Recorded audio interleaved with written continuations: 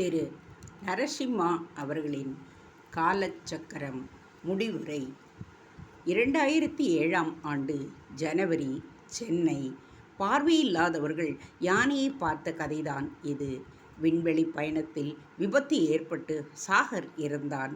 பைத்தியக்கார ஹேர் ட்ரெஸ்ஸரால் வசுந்தரா கோரமான முறையில் கொலை செய்யப்பட்டாள். ரஞ்சன் தொழிற்சாலையில் நிகழ்ந்த ஒரு விபத்தில் உயிரிழந்தான். சம்பவங்கள் வேறு. பார்வையாளர்கள் யானையை பலவிதமாக வர்ணித்தது போல் இந்த சம்பவங்கள் தனித்தனியாக காட்சி தருகின்றன. சுவரையும் கயிற்றையும் மரத்தையும் முரத்தையும் நினைத்து பார்த்தால் கிடைப்பதுதான் யானையின் உருவம் என்று இதுவரை யாருமே அந்த பார்வையற்றவர்களுக்கு விளக்கவில்லை. அதுதான் இந்த சமுதாயம். எதையுமே முழுமையாக பார்ப்பதில்லை. அப்படிப்பட்ட சமுதாயத்திற்கு பரிபூர்ண கடவுளை எப்படி தெரியும்? காலச்சக்கர சுழற்சியில் ஒரு நூற்றாண்டு கடந்து போய் தலைமுறைகளும் மாறிவிட்டன. சென்ற நூற்றாண்டில் வாழ்ந்தவர்கள் பலர் நம்மிடையே இல்லை. புகழ் உச்சாணியில் ஜொலித்த பல நட்சத்திரங்கள் காணாமல் போய்விட்டன. பலர் இன்று யார் எங்கே இருக்கிறார்கள் என்பதே தெரியவில்லை. விஐபி என்றவுடன் பந்தாவுடன் வளைய வந்த பலர் இன்று இல்லை. ஆட்டம் ஆடியவர்கள் மறைந்து போய் புதிதாக பலர் விஐபிக்களாக ஆடிக்கொண்டிருக்கிறார்கள். ஆடட்டும். நமக்கு அறிமுகமான பலர் இப்பொழுது நம்மிடையே இல்லை. கக்குப்பாட்டி, பட்டப்பா, ஜம்பு யாருமே இப்பொழுது உயிருடன் இல்லை. திவான் சதுர்வேதி இறந்து போய் பல வருடங்கள் ஆகிவிட்டன. ஸ்ரத்தா சொன்னது போல் அவினாஷ் சர்மா நல்லபடியாக பிழைத்து எழுந்து விட்டான். ரேணுவை கல்யாணம் செய்து கொண்டு இப்பொழுது இருவரும் கொல்கத்தாவில் வசிக்கின்றனர். கிரிஜாவும் ஜெயந்தியும் விஜயனின் ஆதரவில் ஒற்றுமையாக வாழ்கின்றனர்.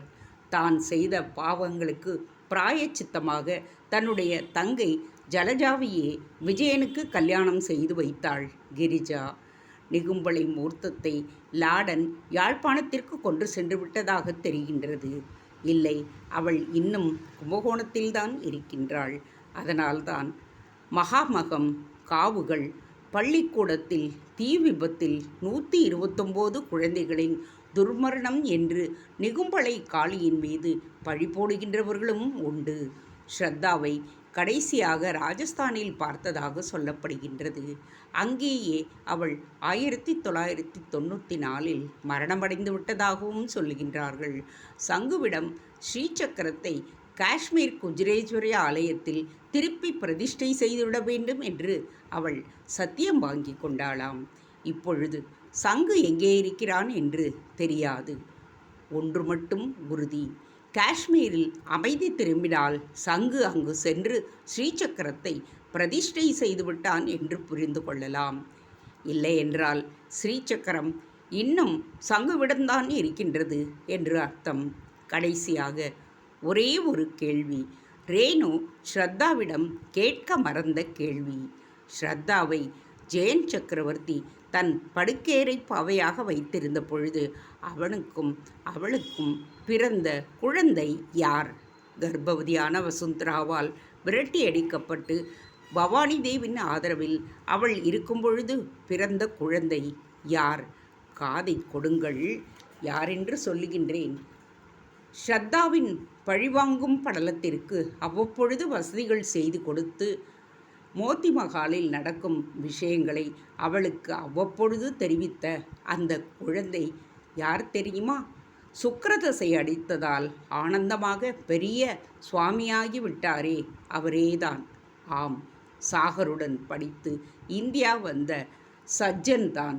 பவானி தேவ் வளர்த்த சஜ்ஜன்தான் சுவாமி சுக்கரானந்தா என்ற யோகியாக ஆகிவிட்டான். எல்லாம் காலச்சக்கரத்தின் சுழற்சி செய்கின்ற வேலை. Thanks for watching. Please subscribe.